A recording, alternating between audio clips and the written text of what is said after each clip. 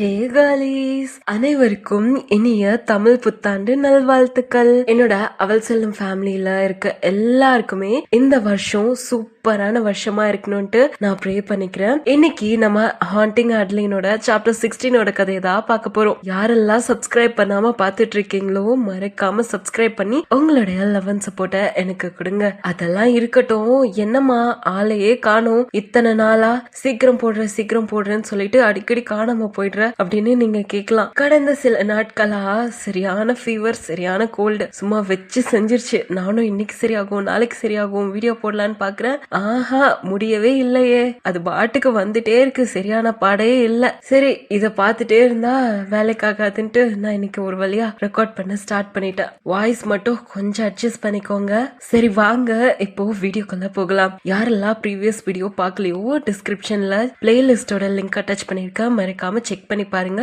ஓகேவா, இப்போ கதைக்குள்ள போகலாம். சாப்டர் 16 தி மேனிபுலேட்டர். என் மனசுக்குள்ள லட்சக்கணக்கான தாட்ஸ் ஓடிட்டே இருந்துச்சு. இந்த சிச்சுவேஷன்ல இருந்து எப்படிடா தப்பிக்க போறோம்னு யோசிச்சு என்னோட தலையெல்லாம் சுத்துது. ஐம் சாரின்னு நான் அவன் கிட்ட சொன்னாலும் அதெல்லாம் அவனுக்கு பத்த போறதே இல்லைன்ட்டு எனக்கு நல்லாவே புரிஞ்சுது. இப்போ நீ என்ன ஷூட் பண்ண போறியா, என்ன கொல்ல போறியா அப்படின்ட்டு நான் பயத்தோட கேட்டேன். இன்னும் கொஞ்ச நேரத்துல நான் சாக போறேன்னு தெரிஞ்சு என் கண்ணெல்லாம் கலங்க ஆரம்பிச்சிருச்சு. பயத்தோட உச்சில இருக்கேன் நானு. என்னோட பிளாடர் கூட என் கண்ட்ரோல்ல இல்ல. இப்பவே இதே இடத்துல நான் சுசு போயிடுவேன் போல. அந்த அளவுக்கு எனக்கு அவ்வளவு பயமா இருக்கு. நான் ஆல்ரெடி சொல்லிட்டேன் நான் உன்னை கொலை பண்ண மாட்டேன்ட்டு அப்படின்னு அவன் பொறுமை இழந்து சொன்னான். அவன் கையில இருந்த கன்னோட டிப் என்னோட பாடி ஃபுல்லா ஸ்லோவா மூவ் பண்ணுச்சு. அப்படி அவன் பண்றப்போ என்னோட பயம் இன்னுமே தான் அதிகமாச்சு. கன்னை என்னோட செஸ்ட்ல இருந்து என்னோட இடுப்பு வரைக்கும் மூவ் பண்ணி என்னோட லெக்கின்ஸோட எட்ஜ்ல வச்சான். இதை ரிமூவ் பண்ணு அப்படின்ட்டு ஆர்டர் பண்ணா. என்னோட லிப்ஸ் எல்லாம் ஷிவர் ஆச்சு. என் கண்ணு கலங்குச்சு. என் கண்ணுல இருந்து ஒரு துளி கண்ணீர் கீழே விழுந்துச்சு. My lips trembles and a single tear slides down my temple. இந்த லைன்ல டெம்பிள்னு இருக்கும். a single tear slides down my temple. இந்த சென்டென்ஸ்ல டெம்பிள்னு இருக்குல்ல, டெம்பிள்னா என்ன, கோவில் தானே நம்மளுக்கு தெரியும். இதுல a single tear slides down my templeனா நம்மளோட கண்ணுக்கும் நம்மளோட தலைக்கும் இடைப்பட்ட அந்த ஸ்பேஸ் இருக்குல்ல, அதுதான் வந்து டெம்பிள்னு சொல்லுவாங்க. அந்த இடத்துல கண்ணுல இருந்து கண்ணீர் வந்து விழுது அப்படின்ற மாதிரி இங்க வந்து சொல்லியிருக்காங்க. நான் இதை ஏன் சொல்றேன்னா, புக்ஸ்ல சில சென்டென்ஸ் புரியாது, அப்படி இருக்கிறப்போ எக்ஸ்பிளனேஷன் வீடியோ பார்க்கலாம்னு சொல்லிட்டு வருவாங்க. அவங்களுக்கு ஒரு கிளாரிட்டிக்காக நான் இதை சொல்றேன். சரி இங்கிலீஷ் டீச்சர் மாதிரி இந்த விளக்கத்தெல்லாம் நீ கொடுத்துட்டு இருக்கத ஸ்ட்ரெயிட்டா கதைக்கு வா அப்படின்னு நீங்க சொல்லுவீங்க. ஓகே, கதைக்கு போலாம். என் கண்ணெல்லாம் கலங்குச்சு. ப்ளீஸ் டோன்ட் டூ திஸ், இதை பண்ணாத அப்படின்னு நான் பயத்தோட கெஞ்சினேன். அவனோட ஒரு ஐப்ரோவை ரைஸ் பண்ணான். அவனோட எக்ஸ்பிரஷன்ல எந்த ஒரு கருணையுமே இல்ல. என்னோட ப்ளீஸ் பண்றது இதெல்லாம் அவனுக்கு ஒரு வகையிலயும் அவனுக்கு அஃபெக்டே பண்ணல. அதனால இதெல்லாம் பார்த்து இவன் என்னடா இப்படி இருக்கான், கொஞ்சம் கூட அவனுக்கு இறக்க குணமே இல்லையே அப்படின்ட்டு இன்னுமே தான் என் கண்ணெல்லாம் கலங்குச்சு. இப்போ அப்படின்ட்டு அவன் சொன்னான். பயத்துல நான் அவன் சொன்னதை கேட்க வேண்டிய நிலைமை வந்துச்சு. என் லெக்கினை நான் கீழே கழட்டினேன். ஆனா என்னோட லெக்கின் என்னோட மிட் தைஸ் வரைக்கும் தான் கீழே இறங்குச்சு. ஏன்னா அவன் தான் பிளாக் பண்ணிட்டு அப்படி நிக்கிறானே. அத அவனும் புரிஞ்சுட்டு என்னோட லெக்கினை முழுசா கழட்டிட்டான். அதை பார்த்த உடனே என்னோட கண்ணெல்லாம் இன்னுமே கலங்க ஆரம்பிச்சிருச்சு. அடுத்து உன்னோட டிஷர்ட்டை கழட்டு அப்படின்ட்டு கன்னை வச்சு சைகையால சொன்னான். நான் எழுந்து என்னோட டிஷர்ட்டை ரிமூவ் பண்ணிட்டு அகைன் பெட்ல படுத்துட்டேன். அப்படின்னு ஒரு டீப் பிரெத் எடுத்துட்டு ஃபக்கிங் பியூட்டிஃபுல் அப்படின்ட்டு அவன் முணுமுணுத்தான். அவன் கண்ணாலேயே என்ன அப்படி பார்த்தான். அப்படி அவன் பாக்குறப்போ நான் ஒரு பிளாக் லேஸ் செட் தான் போட்டிருந்தேன், ஒரு லான்ச்ரீ தான் போட்டிருந்தேன். இன்னைக்கு இவனோட லக்கு, நான் இப்படி வேற இவ்வளவு சூப்பரா ட்ரெஸ் பண்ணிருக்கேன் அப்படின்ற மாதிரி நான் நினைச்சேன். ஆனா இவன் இதுக்கெல்லாம் டிசர்வ்டே இல்லை அப்படின்ட்டு எனக்கு கோவமும் வந்துச்சு.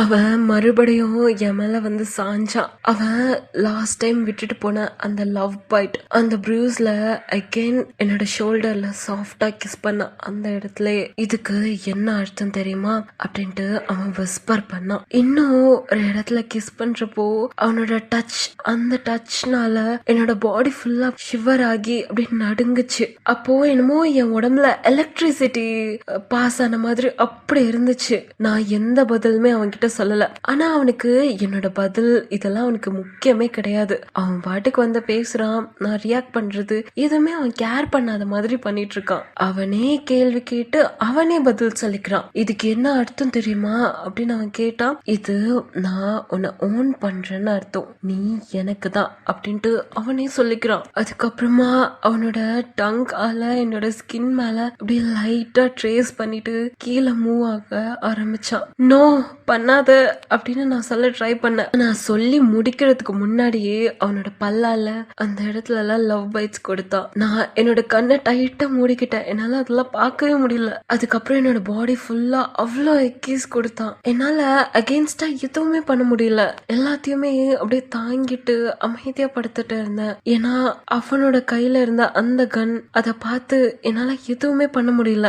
அவன் பிளான் பண்ண மாதிரி அவன் நினைச்சது எல்லாத்தையுமே பண்ணிட்டான். அதுக்கப்புறமா அவன் எழுந்து என்னோட தைஸ ஃபோர்ஸா ஓபன் பண்ணான். என்னால அதை ரெசிஸ்ட் பண்ணவே முடியல, ஏன்னா அவன் அவ்வளோ ஸ்ட்ராங்கா இருந்தான். இதுக்கப்புறம் அவன் என்ன சேட்டெல்லாம் பண்ணான்ட்டு நான் சொல்ல வரமில்ல, இதை மட்டும் நீங்க படிச்சு தெரிஞ்சுக்கோங்க. நான் என்னோட கையை வச்சு என்னோட ஃபேஸ கவர் பண்ணிக்கிட்டேன். என்னோட பாடி அவனுக்கு ரியாக்ட் ஆக ஆரம்பிச்சிருச்சு. நான் இதை பிடிக்கல, எனக்கு வேணும்னு நான் சொல்லணும்னு நினைக்கணும். ஆனா அவன் பண்றதெல்லாம் பார்த்து என் பாடி அவனுக்கு லைக் பண்ண ஆரம்பிச்சிருச்சு. என்ன இவ்வளோ வெட்டா இருக்கு அப்படின்னு அவன் ராஸ்பி வாய்ஸ்ல சொன்னான். இது ஒன்றும் வெட்லாம் கிடையாது, இது டிஸ்சார்ஜ் தான் அப்படின்னு நான் குயிக்கா அவனுக்கு பதில் சொன்னேன். அவனுக்கு இன்ட்ரெஸ்ட் நான் கொடுக்க கூடாது, அவன் பண்றதுக்கெல்லாம் என்னோட பாடி ரியாக்ட் ஆகுதுன்னு அவன் தெரிஞ்சுக்க கூடாது அப்படின்னு நான் நினைச்சேன். இப்படி நான் சொல்லவும் அதுக்கு அவன் சிரிச்சுக்கிட்டே, உன்கிட்ட இது சொல்ல எனக்கு பிடிக்கலதான், ஆனா ஒரு பொண்ணோட பாடி எப்படி ரியாக்ட் பண்ணுன்ட்டு எனக்கு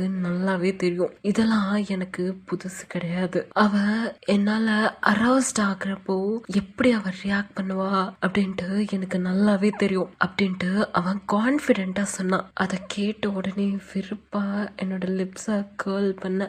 லாஸ்ட் டைம் நான் செக் பண்றப்போ பல பொண்ணுங்க வீப் பண்றது பிளஷர்னாலயும் சந்தோஷத்தினாலயும் கிடையாது, அவங்க ஹர்ட் ஆகி அந்த பெயின்னால கஷ்டத்துலதான் கத்துறாங்க, அத புரிஞ்சுக்கோ அப்படின்னு நான் சொன்னேன். அதுக்கு அவன் சக்கல் பண்ணிட்டு, little mouse, that's exactly what I'm doing, நான் அததான் புரிஞ்சுக்கிட்டேன் அப்படின்னு அவன் சொன்னான். அதுக்கப்புறம் அவன் என்னோட பேண்டிஸ ஒரு பக்கமா ஜென்டலா புல் பண்ணி, அதுக்கப்புறம் அவன் என்ன பண்ணிருப்பான்ட்டு உங்களுக்கே தெரியும், நான் சொல்லணும்னு எந்த அவசியமும் இல்லைன்னு நினைக்கிறேன்.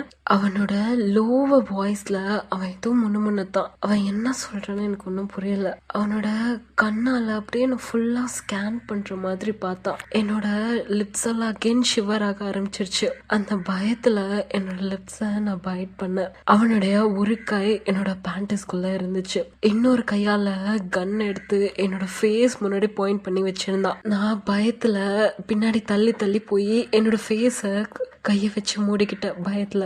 ரிலாக்ஸ், நான் உன்னை ஷூட் பண்ண போறதில்ல, இத கொஞ்சம் யூஸ் பண்ண அப்படின்னு அவன் சொன்னான். அவன் சொன்ன வார்த்தைகள் புரிய எனக்கு சில செகண்ட்ஸ் எடுத்துச்சு. அவன் ட்ரிகரை பிரஸ் பண்ணவே இல்லை. நான் இன்னும் உயிரோட தான் இருக்கேன்னு எனக்கு புரிஞ்சு என்னோட கண்ணை திறந்து அவனை கோவத்தோட பார்த்து, why the fuck அப்படின்னு நான் பேச ஆரம்பிக்கிறதுக்கு முன்னாடியே அவன் கன்னோட டிப் எடுத்து என்னோட லிப்ஸ் மேல டச் பண்ணி என்னை பார்த்தான். என்னமோ லிப்ஸ்டிக் அப்ளை பண்ற மாதிரி கன் எடுத்து என்னோட லிப்ஸ்ல ஸ்லைட் பண்ணான். சக் அப்படின்னு ஆர்டர் பண்ணான். என்னோட கண்ணீரெல்லாம் அடக்கி என்னோட கண்ணை டைட்டா மூடி பயத்துல அவன் கைட் பண்ண விஷயங்கள் எல்லாம் நான் செஞ்சேன். பயத்துல அவன் கைட் பண்றப்போ என்னோட வாயை திறந்த அந்த சில்லுன்னு இருந்த அந்த மெட்டல் டேஸ்ட் ரொம்பவே அன்பிளசண்டா இருந்துச்சு. நான் வெறுப்போட ரியாக்ட் பண்ணேன். சச் அ குட் கேர்ள் அப்படின்னு அவன் சொன்னான். கன்னை வெளியே எடுக்கிறப்போ என் வாயில இருந்த சலைவெல்லாம் அப்படியே ட்ரையல் ஃப்ளோ மாதிரி பண்ணுச்சு. அதுக்கப்புறமா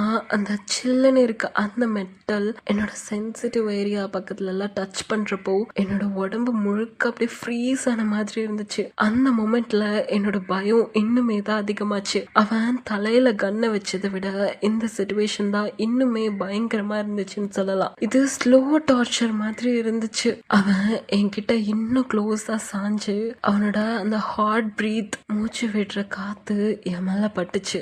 அவனோட அந்த மிஸ்மேட்ச் ஐஸ்ல ஒரு டிஸ்டர்பிங்கான டிலைட் தெரிஞ்சது. எதையோ சாதிச்ச மாதிரி இவனுக்கு அப்படி ஒரு சந்தோஷம். என்ன செய்ய போறேன் நான் கேட்க ட்ரை பண்றதுக்குள்ள அவனோட சலைவாவை ட்ரிப் பண்ணா. என்னை இன்னுமே ஹெல்ப்லெஸ்ஸா ஃபீல் பண்ண வச்சுது. லிட்டில் மவுஸ், இது ரொம்ப வெட்டா இருக்க கூடாது இல்லையா அப்படின்ட்டு அவன் டீஸ் பண்ணான். அதுக்கப்புறமா அவன் கண்ணோட டிப் எடுத்து வைக்க கூடாத இடத்துல வச்சு என்னென்ன வேலைலாம் பண்ணா தெரியுமா? ஓ காட் ப்ளீஸ் டோன்ட் அப்படின்னு நான் சொல்றதுக்குள்ள அவன் பண்ண ஆரம்பிச்சிட்டான். அவன் க்ரூவெல்லாம் சிரிச்சுட்டு, you even sounds like a little mouse, நீ சவுண்ட் பண்றதுமே ஒரு சின்ன மவுஸ் மாதிரி தான் இருக்கு அப்படின்னு அவன் சொன்னான். நான் என்னோட எதிர்ப்பை அவன் மேல காட்டுதான் விரும்பினேன். ஆனா பயத்தினால என்னோட உடம்பு முழுக்க ஃப்ரீஸ் ஆயிடுச்சு. எனக்கு என்ன பண்றதுன்ட்டே தெரியல. I can take my eyes off him. நடக்கிற விஷயத்தெல்லாம் என்னோட மனசு புரிஞ்சிக்க ரொம்பவே கஷ்டப்பட்டுச்சு. அவனோட செயல்கள் எல்லாமே பயத்தையும் வேதனையும் சேர்ந்த ஒரு பேடான எக்ஸ்பீரியன்ஸ் தான் உருவாக்குச்சு. நான் என்னோட சாவை ஹோல்ட் பண்ணி எந்த சவுண்டும் கொடுக்க கூடாதுன்னு இருக்க ட்ரை பண்ண. அவனுக்கு அந்த சாட்டிஸ்ஃபேக்ஷனை கொடுக்க நான் கொஞ்சம் கூட விரும்பல. குட் கேர்ள், கொஞ்சம் ரிலாக்ஸ் ஆகு அப்படின்ட்டு அவனோட லோவர் வாய்ஸ்ல அவன் சொன்னான். என்னோட ஹார்ட் பீட் ஃபாஸ்டா துடிக்கிற சத்தம் தான் எனக்கு கேட்டுட்டு இருந்துச்சு. அவன் பேசின அந்த வேர்ட்ஸ், நடந்த இந்த விஷயங்கள், இது எல்லாமே என்ன ரொம்பவே ஹெல்ப்லெஸ்ஸா ஃபீல் பண்ண வச்சுது. என்ன கத்துக்கிட்ட ஆட்லைன் அப்படின்னு அவன் கேட்டான். உன்னோட சீக்ஸ நான் கடிக்க கூடாது அப்படிதானே அப்படின்னு அப்படி நடுக்கத்தோடு நான் சொன்னேன். அவன் என்னோட தைஸ கடிச்சிட்டு பனிஷ் பண்ற மாதிரி ஆன்சர் பண்ணான். அதுக்கப்புறம் அவனோட ஜாவை லூஸ் பண்ணி அந்த பிளஷரை நான் ஃபீல் பண்ணணும்ட்டு என்ன அலோவ் பண்ணான். நான் மறுபடியும் கேட்கணுமா என்ன அப்படின்னு த்ரெட்டன் பண்ற மாதிரி கேட்டான். நான் பதில் சொல்ல ட்ரை பண்ணேன். ஆனா பயத்தினால எனக்கு வார்த்தையே வரல. என் சைலன்ஸ்ல இருந்து அவனோட வார்னிங் ரொம்ப கிளியரா புரிஞ்சுது. அவன் இன்னும் என்ன பயமுடுத்துற மாதிரி ஒண்ணு பண்ணான். அவனை கண் எடுத்து என் மேல பாயிண்ட் பண்ணான். ஓகே ஓகே ஃபக் அப்படின்னு நான் ஃபைனலி சரண்டர் ஆகி பயத்தோட ஹஷ்ல சொன்னேன். நான் கத்துக்கிட்டேன், வேற யாரையும் என்ன டச் பண்ண அலோவ் பண்ணக்கூடாது அப்படி நான் சொல்றப்போ என்ன அறியாமலேயே என் கண்ணெல்லாம் அப்படி தண்ணியா ஊத்துச்சு. என் கண்ணில் அவ்வளோ கண்ணீர் ஆறா ஊத்துச்சு.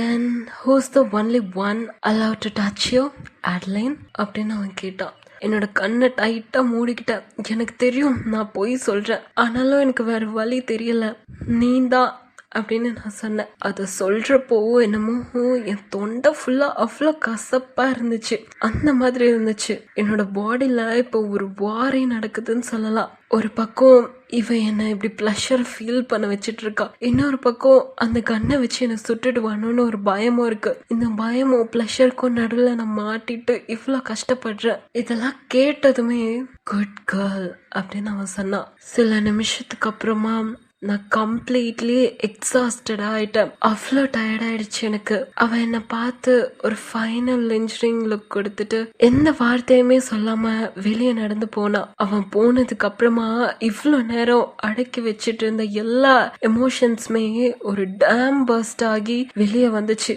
என்னோட கோவம், அவமானம், பயம், அது மட்டும் இல்லாம வேதனை எல்லாமே சேர்ந்து கண்ணீரா வெளியே வந்துச்சு. என்னோட உடம்பு மறைத்து போயிருந்தாலும் என்னோட மனசுல அந்த ட்ராமா ரொம்பவே டீப்பா இருந்துச்சு. லாஸ்ட் 3 நைட்ஸா என்னோட ஷேடோ இவன் என்னோட விண்டோ வெளியே நின்று என்னை பார்த்துட்டே தான் இருக்கான். நைட்ல ஒரு ரெட் செரி மாதிரி அவனோட சிகரெட்டோட டிப் லைட்டன் ஆயிட்டே தான் இருந்துச்சு. அவன் ஸ்மோக் பண்றத பத்திலாம் நான் ஒன்னும் ரசிச்சுலாம் ஒன்னும் சொல்லல. இது ரொம்ப டிஸ்கஸ்டிங்கா இருக்குன்னு தான் சொல்லிட்டு இருக்கேன். ஆனா என்னோட லிப்ஸ்ல இருந்த ஒரு ஸ்ட்ரேஞ்சான அட்ராக்ஷன் அவனை பாக்குறப்போ மறுபடியும் எழுந்த மாதிரி இருந்துச்சு. என்னோட வெஜனா கூட அந்த சிகரெட்ஸ்க்கு ஜெல்லஸா இருக்கிற மாதிரி எனக்கு ஃபீல் ஆச்சு. அதுவும் இன்டிமேட் ஆப்ஜெக்ட்ஸ்க்குலாம் அட்ராக்ஷன் வச்சிருக்கிற மாதிரி இதை எனக்கு எப்படி எக்ஸ்பிரஸ் பண்றதுன்ட்டே தெரியல. இந்த மெமரிஸ் எல்லாம் என்ன கோவத்துக்கு தான் ஆளாக்குச்சு. அதனால நான் என்ன பண்ணேன்னா கிச்சனுக்கு போனேன். ஒரு ஃபுல் கப் வைனை போர் பண்ணேன். வைன் கொஞ்ச நேரத்துக்கு எல்லாத்தையுமே மறக்க வைக்கும், அந்த கோவம், அந்த ட்ராமா எல்லாமே. ஆனா இப்போ இருக்கிறப்போ, கிளாஸ் எம்டியா இருக்கிறப்போ அவன் என்ன ஃப்ளோர்ல விட்டு ஒரு ரோஸ டிஸ்கார்ட் பண்ணி ட்ராஷ் மாதிரி என் மேல போட்டுட்டு போனது, இது எல்லாத்தையும் நினைக்கிறப்போ என் கையெல்லாம் நடுங்குச்சு. அந்த மொமெண்ட்ல நான் ரொம்பவே ஹியூமிலியேட்டடா ஃபீல் பண்ணேன். ஒரு மாதிரி அவமானமா எனக்கு ஃபீல் ஆச்சு. அதெல்லாம் நடந்ததுக்கு அப்புறமா அவன் எனக்கு மெசேஜ் பண்ணவே இல்ல. கன் எடுத்துட்டு என்ன பயமுடுத்தவும் வரல. அவன் ஜஸ்ட் என்னோட விண்டோ வெளியே நின்னு பாத்துட்டே இருந்தான். நானும் அவனை திரும்ப பாத்துட்டே இருந்தேன். இது எங்களுக்கு ஒரு ஃபக்ட் அப் ரொட்டீன் மாதிரி ஆயிடுச்சு. அந்த இன்சிடென்ட்க்கு அப்புறம் அவன் எனக்கு மெசேஜே பண்ணல. அவன் டேல வரமாட்டான். நானும் வேற யாரையும் என்ன டச் பண்ண அலோவ் பண்ணாத வரைக்கும் அவன் எனக்கு எந்த த்ரெட்டனிங் மெசேஜும் அனுப்பல. நான் இந்த கன்ஃபரன்டேஷன் எல்லாம் டயா கிட்ட சொல்லவே இல்லை. எஸ்பெஷலி அந்த ராத்திரி அந்த மாதிரி முடிஞ்சதெல்லாம் தயா கிட்ட சொல்லவே இல்லை. என்னோட ஷேடோ என்ன கொலை பண்ணலனாலும் தயா கண்டிப்பா பண்ணிடுவா. அது மட்டும் எனக்கு நல்லா தெரியும். நான் ரொம்பவே ஸ்டூப்பிடா நடந்துக்கிட்டேன். அது நானே அக்செப்ட் பண்ணிக்கிறேன். ஆனா அவன் பண்ணப்போ அந்த ரியாக்ஷன்ஸ் எல்லாம் என்னால எக்ஸ்பிளைனே பண்ண முடியல. ஒரு ஸ்ட்ரேஞ்சர் என்கிட்ட வந்து சிம்பிளா ஒரு கொஸ்டின் கேட்டா கூட நான் பேனிக் ஆயிடுவேன். அந்த அளவுக்கு எனக்கு ஒரு ஆங்ஸைட்டி வந்துடும். ஆனா அவன் வரப்போ நான் எப்படி இவ்வளவு போல்டா இருக்கிறேன்னு எனக்கு சத்தியமா புரியல. இவனும் ஸ்ட்ரேஞ்சர் தான், எனக்கு சோஷியல் ஆங்ஸைட்டி அட்டாக் இருக்குதான். ஆனா இவன் கிட்ட மட்டும் நான் எப்படி இவ்வளவு போல்டா நடந்துக்கிறேன் எனக்கு ஒரு ஐடியாவுமே இல்ல. Why are you wearing a turtleneck? எதுக்கு நீ இப்போ டர்ட்டில் நெக் போட்டு வந்திருக்க அப்படின்னு தயா சலிச்சுட்டு கேட்டா. அவளோட சாலட ஒரு பைட் வாயில எடுத்து வச்சுட்டு நாங்க ஃபியோனஸ்ல சாப்பிடறதுக்காக மீட் பண்ணிருந்தோம். என் வீட்டை விட்டு வெளியே வரணும்ட்டு எனக்கு ஃபீல் ஆயிட்டே இருந்துச்சு. ரொம்பவே டெஸ்பரேட்டா இருந்துச்சு. எனக்கு சின்ன சின்ன விஷயங்கள் கூட எனக்கு அந்த நைட்டை ஞாபகப்படுத்துற மாதிரியே திரும்ப திரும்ப வந்துட்டு இருந்துச்சு. மிரர்ல என்ன நானே பாக்குறப்போலாம் அவனோட பைட் மார்க்ஸ் இதெல்லாம் தான் எனக்கு ஞாபகம் வந்துட்டு இருந்துச்சு. அந்த லவ் பைட், அந்த ஹிக்கீஸ், இதெல்லாம் தான். நான் என்னோட த்ரோட்டை கிளியர் பண்ணிட்டு I am trying something new அப்படின்ட்டு முணுமுணுத்தேன். இந்த டர்ட்டில் நெக் போட்டு வந்ததே இவன் கொடுத்த இந்த மார்க்ஸ் எல்லாம் மறைக்கிறதுக்காக தான். அமேசான் பிரைம்ல பல கலர்ஸ்ல டர்ட்டில் நெக்க ஆர்டர் பண்ணேன். இந்த மார்க்ஸ் எல்லாம் டயா பாக்குறதுக்கு நான் என்னைக்குமே அலோவ் பண்ண மாட்டேன். என் ஸ்டாக்கர் என்ன பண்ணதெல்லாம் யாருக்கிட்டயுமே நான் சொல்ல மாட்டேன். எஸ்பெஷலி தயா கிட்ட என்னைக்குமே நான் கன்ஃபஸே பண்ண மாட்டேன். அவன் என்னோட ஷோல்டர்ஸ ஸ்ட்ரக் பண்ணிட்டு அவளோட சாலட எனக்கு ஊட்டி விட்டா. Only you can make a turtleneck, mom's jeans and a belt look fashionable. உன்னால மட்டும் தாண்டி இந்த turtleneck, அம்மாவோட ஜீன்ஸ், இந்த பெல்ட் எல்லாமே ஃபேஷனபிளா ஆக்க முடியும் அப்படின்னு அவன் சொன்னா. இந்த அவுட்ஃபிட் எனக்கு சுத்தமா பிடிக்கல. நான் வெறுக்கிறேன். என் பாடி முழுக்க இருக்கக்கூடிய இந்த ப்ரூஸ மறைக்கிறதுக்காக தான் இந்த ட்ரெஸ் நான் போட்டுட்டு இருக்கேன். வாட் அபவுட் லவ்வர் பாய்? ஏதாவது நடந்துச்சாடி அப்படின்ட்டு அவ கேட்டா. என்னோட கவனம் எல்லாமே என்னோட நெக் மேல இருந்த இந்த ப்ரூசஸ் தான் கண்ட்ரோல் பண்ண ட்ரை பண்ண. அது கண்ட்ரோல் ஆகலனா இந்த டர்ட்டில் நெக்க பிளேம் பண்ணலாம்னு யோசிச்சுட்டு இருந்தேன். அதை விட கிகிய பத்தி பேசலாம் அப்படின்னு நான் சொன்னேன். தயா கிட்ட இருந்த மொசரல்லா ஸ்டிக்ஸ நான் பாத்துட்டு இருந்தேன். ஆல்ரெடி 4 சாப்பிட்டேன். ஆனா லாஸ்ட் பீஸ் எனக்கு தான் வேணும். நான் பாத்துட்டே இருந்ததை நோட்டீஸ் பண்ண தயா அப்படியே ஐஸ் ரோல் பண்ணிட்டு இந்தா எடுத்துக்கோ அப்படின்ட்டு அவ சைகையாலே சொன்னா. நான் அப்படியே ஸ்மைலோட அதை எடுத்தேன். ரொனால்டோ பத்தி கொஞ்சம் நியூஸ் இருக்கு அப்படின்னு நான் சொன்னேன். தயாவோட 2 ஐப்ரோஸும் எக்ஸைட்மெண்ட்ல மேல ஏறிச்சு. நேத்து நைட் கிகியோட டைரிஸ செக் பண்ணிட்டு இருந்தேன். அவன் எப்பவும் நல்ல சூட்ஸும் ஒரு கோல்ட் ரிங்கும் போட்டுட்டே இருப்பான்னு அவன் மென்ஷன் பண்ணிருந்தா. அதுல இருந்து அவன் ஒரு மிடில் டு அப்பர் கிளாஸ் பேக்ரவுண்ட்ல இருந்தவன்னு தெரிய வருது. கிகியோட ஒரு என்ட்ரில அவன் ரொம்பவே காயப்பட்டு ரத்த கட்டோட வந்திருக்கான்னு சொல்லி மென்ஷன் பண்ணிருக்கு. ஆனா என்ன நடந்துச்சுன்ட்டு சொல்லவே இல்லை. அதனால தான் அவன் ஏதோ கிரைம்ல இன்வால்வ் ஆயிருப்பானோன்னு எனக்கு தோணுது. அவன் லைஃப் ஆபத்தானதா இருந்தாலும் ஆனா கிகிய அவனோட லைஃப் ஸ்டைல் அஃபெக்ட் பண்ணாம பார்த்துப்பேன்னு மென்ஷன் பண்ணியிருந்தான். அப்போ அவன் ஒரு மாப் பாஸா இருப்பான்னு நினைக்கிற அப்படின்னு தயா கேட்க நான் தலையாட்டினேன். இல்ல, அவன் பாஸ் தான், மாப் பாஸா இருப்பான். அவன் அந்த காயத்தோட வந்த இன்சிடென்ட்ஸ் பத்தி கிகி சொல்றப்போ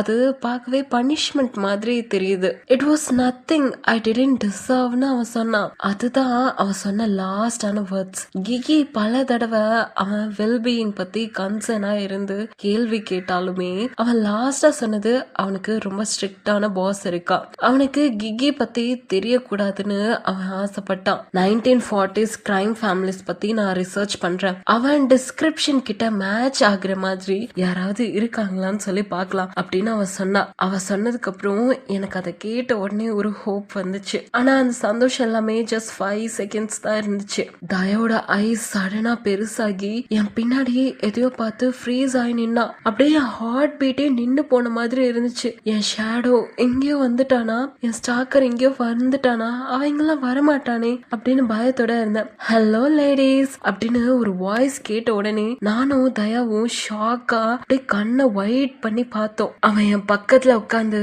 அப்படியே சேர்ல ரிலாக்ஸ் ஆகி ஒரு ஸ்மைலோட என்ன பார்த்தான். நான் என்னோட த்ரோட்டை கிளியர் பண்ணிட்டு ஒரு ஃபோர்ஸ் பண்ணி ஸ்மைல் பண்ணிட்டு, ஹலோ மேக்ஸ், ஆர்ச்சியோட ஃப்ரெண்ட் தானே ரைட் அப்படின்னு நான் கேட்டேன். த ஒன் அண்ட் ஒன்லி அப்படின்னு அவன் சொன்னான். அவனோட அந்த கோல்டான ப்ளூ கேஸ் என்னை விடாம பார்த்துட்டே இருந்துச்சு. உங்களுக்கு இப்போ என்ன வேணும் அப்படின்னு நான் கேஷுவலா கேட்டேன். அவன் டேபிள் மேல சாஞ்சி ஃபிங்கர்ஸ கிராஸ் பண்ணிட்டு என்ன பார்த்தான். ஆர்ச் காணாம போன அந்த நைட் உன்னோட டோர் ஸ்டெப்ல என்ன நடந்துச்சுன்ட்டு இப்போ நீ எக்ஸாக்டா சொல்லணும் அப்படின்ட்டு ஒரு க்ரூவலான ஸ்மைலோட சொன்னான். போலீஸ் ரிப்போர்ட்ஸ்ல ஆல்ரெடி கேட்டிருப்பீங்களே அப்படின்னு நான் கேட்க அவனோட கண் அப்படி நேரோவா பண்ணிட்டு அதை நான் உங்ககிட்ட இருந்து கேட்கணும் மிஸ் ரெய்லி அப்படின்னு அவன் சொன்னான். அவன் என்னோட லாஸ்ட் நேம் யூஸ் பண்ணது அவனை ஏதோ இன்வெஸ்டிகேட் பண்ண வந்திருக்கான், மிரட்ட தான் வந்திருக்கான்னு தெளிவா புரியுது. இந்த மாதிரி மிரட்டல் இதெல்லாம் எனக்கு ஆல்ரெடி பழக்கமா இருந்தனால இது ஒன்னும் புதுசா தெரியல. நானும் ஆர்ச்சும் என்னோட வீட்டுக்கு போய் கொஞ்சம் ஃபன் பண்ணிட்டு இருந்தோன்னு நான் ஸ்டார்ட் பண்ண மேக்ஸோட ஐஸ் ஃபுல்லா ஒரு கிளிம்மர் தெரிஞ்சுது. அப்போதான் யாரோ எங்க டோரை ஃபாஸ்டா நாக் பண்ணாங்க. இது முன்னாடி நடந்திருக்கா அப்படின்னு அவன் கேட்டான். இதை கேட்ட உடனே எனக்கு பயம் ஸ்பைக் ஆயிடுச்சு. ஆனாலும் அந்த இடத்துல நான் வெளி காமிச்சிக்காம காமா இருக்க ட்ரை பண்ணேன். இல்ல இந்த மாதிரிலாம் நடக்கல அப்படின்னு நான் சொன்னேன். என் கையெல்லாம் நடுங்க ஆரம்பிச்சிச்சு. அதை மறைக்க அப்படியே டேபிள் மேல கைய வைக்காம நானே சாஞ்சி ஜூஸ் குடிச்சிட்டு இருந்தேன். அப்படின்னு அவன் ஹம் பண்ணான். ஷெரீஃப் வால்டர் சொன்னதும் எனக்கு ஞாபகத்துக்கு வந்துச்சு. என் ஸ்டாக்கர் பத்தி இவங்களுக்கு தெரிஞ்சிருக்கலாம். ஆடி எனக்கு மோட்டிவ் புரியல. ஆர்ச்சோட எனிமி அவன் பிஸியா இருக்கிற நேரத்துல ஓன் டோர் ஸ்டெப்க்கு வர்றது என்ன அர்த்தம், கொஞ்சம் கூட லாஜிக்கே இல்ல அப்படின்னு அவன் க்ரூடா கேட்ட உடனே நான் ஃபிளின்ச் ஆயிட்டேன். ஆடிக்கும் இதுக்கும் சம்பந்தம் இல்லைன்னு நான் பல தடவை சொல்லிட்டேன் அப்படின்னு தயா சொன்னா. அதான் ப்ராப்ளம், நான் உண்மையா நம்பவே இல்லை அப்படின்னு அவன் சொன்னா. சிச்சுவேஷன் பெருசாக்குறதுக்கு முன்னாடி நீ தேடுற பதில் இங்க இல்ல அப்படின்னு நான் இன்டரப்ட் பண்ணி சொன்னேன். ஆனா அவன் மறுபடியும் என்ன பார்த்து ஆர்ச்சோட ஹேண்ட்ஸ் நெக்ஸ்ட் மார்னிங் உன்னோட டோர் ஸ்டெப்ல கிடைச்சது. ஆர்ச்சுக்கு நிறைய எனிமிஸ் இருக்காங்க இல்ல நான் சொல்லல. ஆனா அது அவனோட ஃபேமிலி கிட்டயோ இல்ல க்ளோஸா இருக்கக்கூடிய எங்க கிட்டயோ வந்திருக்கணும். உன்கிட்ட ஏன் வந்துச்சு இதெல்லாம் எனக்கு பர்சனலா தெரியுது. அதுக்கும் உனக்கும் என்ன சம்பந்தம் அப்படின்னு மேக்ஸ் மிரட்டி கேட்டா. நான் ஷாக் ஆகுறத பார்த்த உடனே மேக்ஸோட முகத்துல ஒரு விக்டோரியஸான ஸ்மைல் வந்துச்சு. அவனுக்கு தேவையான ரியாக்ஷன் கிடைச்ச மாதிரி அவன் ரொம்ப கான்பிடென்டா பேசினான். அவங்க சைட்ல இருந்து ஒரு ஆளை அனுப்பி தயா என் வீட்ல இருந்து அந்த பிளடி பாக்ஸ எடுத்துட்டு போறத ஃபாலோ பண்ணிருக்காங்க. தயா ஒரு சீக்ரெட்டான பிளேஸ்ல ஆர்ச்சோட கைகளை புதைச்சிருக்கா. அவ கிளம்புனதுக்கு அப்புறமா அவங்க அதை திரும்பவும் தோண்டி எடுத்து பார்த்தப்போ அதுல ஆர்ச்சோட கைகள் வெட்டப்பட்ட நிலைமையில இருந்திருக்கு. மேக்ஸ் இதெல்லாம் ரிவீல் பண்ணா. இந்த விஷயம்லாம் அவனுக்கு ஒரு ஷாக் மட்டும் இல்ல, அது என்ன டைரக்ட்லி கனெக்ட் பண்றதுக்கு ஒரு ஸ்ட்ராங்கான எவிடன்ஸ்னு கிளியரா தெரிஞ்சுது. இதெல்லாம் அவன் சொன்னதுக்கு அப்புறமா எனக்குள்ள பயம் இன்னுமே அதிகமாச்சு. வெளியே காமா இருக்க நான் ரொம்ப கஷ்டப்பட்டு ட்ரை பண்ணிட்டு இருந்தேன். என் எமோஷன்ஸை கண்ட்ரோல் பண்ணிட்டு லாஜிக்கா யோசிச்சு யாரோ நான் ஆர்ச்சோட இல்லீகல் டீலிங்ஸ்ல இன்வால்வ் ஆயிருக்கேன்னு நினைச்சிருக்கலாம்ல, அவன் என் வீட்டுக்குலாம் வந்திருக்கான் அப்படின்ற மாதிரி போய் சொன்னேன். இது என்னை ப்ரொடெக்ட் பண்ணிக்கிறதுக்காக உருட்டுன உருட்டு தான். என்னையும் தயாவையும் இவன் அப்பயாவது சந்தேகப்படாம இருப்பான்ல, அதுக்காக தான். அதுக்கு மேக்ஸ் சர்க்காஸ்டிக்கா சிரிச்சுட்டே அவங்க உன்னை ஆர்ச்சோட கேர்ள் ஃப்ரெண்ட் இல்லனா அவனோட பிச்னு கூட நினைச்சிருக்கலாம்ல அப்படின்னு அவன் கேட்டான். அவனோட வேர்ட்ஸ் ரொம்பவே க்ரூடா இருந்தாலும்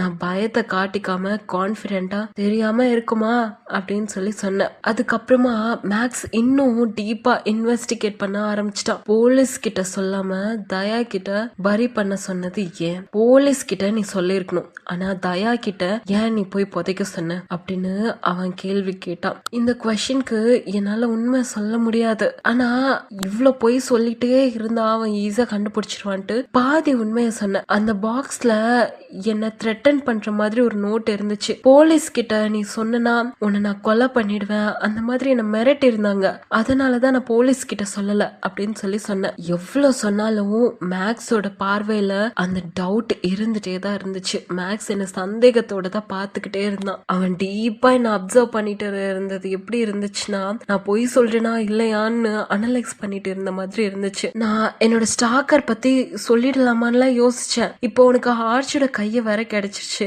உண்மை சொன்னா எனக்கு கொஞ்சம் ரிலீஃபா இருக்கும்னு ஒரு பக்கம் தோணுச்சு. ஆனா இன்னொரு பக்கம் அது ரொம்ப டேஞ்சரஸா இருக்குமோன்னு தோணுச்சு. என்ன ஒரு பிணை கைதியா புடிச்சு வச்சுட்டு என்ன த்ரெட்டன் பண்ணி அந்த ஸ்டாக்கரை வர வைக்கலாம்ல, இந்த மாதிரிலாம் எனக்கு தோணுச்சு. இதனாலேயே நான் எதுவுமே சொல்லாம அமைதியா இருந்தேன். எப்பா இந்த புக்லயே இப்பதான் இவ ஃபர்ஸ்ட் டைம் அறிவா யோசிச்சிருக்காளே. கொஞ்ச நேரம் இதே டென்ஷனோடவே அமைதியா போச்சு. அதுக்கப்புறமா மேக்ஸ் எழுந்து நின்னு அவனோட ஜாக்கெட்டை ஸ்ட்ரைட்டன் பண்ணிட்டு அதை ரீபட்டன் பண்ணான். இவனோட நடவடிக்கையில இருந்து நல்லாவே தெரிஞ்சுது இப்போ டலவேராவோட கிரைம் ஃபேமிலியோட புது லீடர் இவன் தான்ட்டு. Enjoy the rest of your dinner ladies அப்படின்னு சொல்லிட்டு அவன் அங்க இருந்து கிளம்புனான். அவன் போனதுக்கு அப்புறம் தான் கொஞ்சம் நிம்மதியே வந்துச்சு. ஆனாலுமே கொஞ்சம் படபடப்பா தான் இருந்துச்சு. ஆபத்து, இந்த டேஞ்சர் இன்னும் முடியல, அது இப்போதான் ஸ்டார்ட் ஆயிருக்குன்னு எனக்கு புரிஞ்சுது. தயா இந்த சிச்சுவேஷனை அனலைஸ் பண்ணிட்டு they are going to be a problem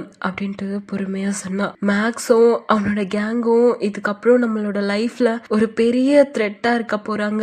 அவ சொன்னதுக்கு நான் தலையாசிச்சுட்டு வெயிட்ரஸ கூப்பிட்டு add it to the fucking list அப்படின்னு சொல்லி சொன்னேன். இது ஒரு இடியம் மாதிரி இருக்கும். எப்படின்னா அவங்க வெயிட்ரஸ கூப்பிட்டு ஃபுட்டை தான் ஆர்டர் பண்றாங்க, எக்ஸ்ட்ரா ட்ரிங்க் கேக்குற மாதிரி. ஆனா add it to the fucking listனா இருக்கிற பிரச்சனைல இன்னொரு பிரச்சனை புதுசா வந்துருச்சு அப்படின்ற மாதிரி சர்க்காஸ்டிக்கா சொல்லிருக்காங்க. இப்படி இந்த இடத்துல இந்த சாப்டர் முடியுது. இந்த சாப்டரோட எண்ட்லயுமே ஒரு நோட் அட்டாச் பண்ணிருக்காங்க. அந்த நோட்ல என்ன இருக்குன்னு சொல்லி பார்க்கலாமா?